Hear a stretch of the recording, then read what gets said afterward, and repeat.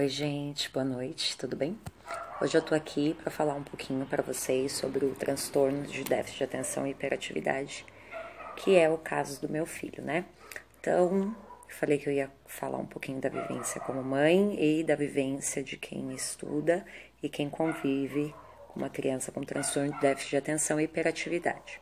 Então, o que é esse transtorno? Ele é um distúrbio neurobiológico crônico. Quais são as características dele? Ele é caracterizado principalmente por desatenção, desapego e extrema impulsividade. Ele afeta de 3 a 5% das crianças e principalmente meninos, que é o caso do meu anjinho. É um transtorno que ocorre mais em meninos do que em meninas. E se não diagnosticado e tratado cedo, pode ser algo que persista até a vida adulta, tá?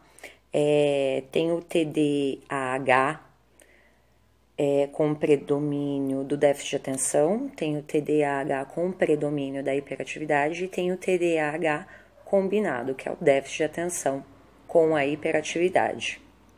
E como pode surgir esse déficit de atenção? Pode ocorrer uma predisposição genética. No caso do Rafael, depois de mais velha, eu fui descobrir que eu também tinha hiperatividade, mas no meu caso era só a hiperatividade, não era o déficit de atenção. Eu não tinha déficit de atenção, então não tinha dificuldade, não tive dificuldade no meu período escolar, mas eu tinha a impulsividade, eu tinha a hiperatividade. Então esse foi um fator que contribuiu para o Rafael ter a hiperatividade e no caso dele atrelou o déficit de atenção. Outro fator de que estão em estudos, mas como eu vivenciei isso, que eu acredito que seja um dos fatores, também são os fatores ambientais. Ou seja, a gente fala muito da importância de uma gestação tranquila, e realmente isso faz toda a diferença na vida de uma criança. Eu tive muitos problemas na minha gestação, problemas pessoais, e então eu tive uma gestação muito agitada. Então o Rafael, desde que nasceu, sempre foi uma criança muito agitada. E outra coisa que a gente tem que tomar muito cuidado também é com o diagnóstico, porque hoje em dia toda criança que é um pouquinho mais elétrica, as pessoas tendem a dizer, essa criança é hiperativa, e não é assim. Uma criança com hiperatividade, ela precisa que esses sintomas de impulsividade apareçam em pelo menos 2 ambientes onde ela convive. Então, por exemplo, se na escola ela é aquela criança que nunca para, e também em casa, então é uma coisa que já é necessário uma certa atenção. Eu tinha esses problemas com o Rafa desde pequeno, por exemplo, ele foi dormir uma noite inteira quando ele tinha quase 3 anos de idade. Até os 2 anos e 8 meses ele ainda acordava umas 6, 7 vezes na noite. Quando ele era bebezinho, ele acordava a cada 40 minutos. Então, assim, foi uma fase bem difícil.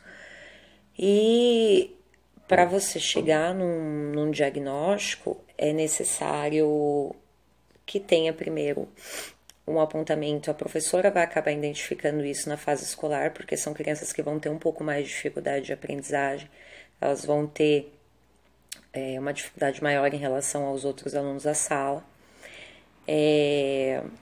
que era o caso do Rafa, e tinha essa coisa do incontrole da impulsividade. Então ele tinha assim momentos de explosão que não eram coisas de birra. Tinha a coisa da birra, né, de não aceitar o não, mas tinha aqueles momentos de ira e explosão.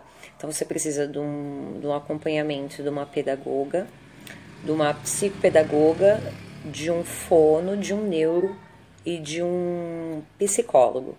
E são acompanhamentos que ao longo da vida, até uma fase, ele vai ter que ser acompanhado por todos esses especialistas.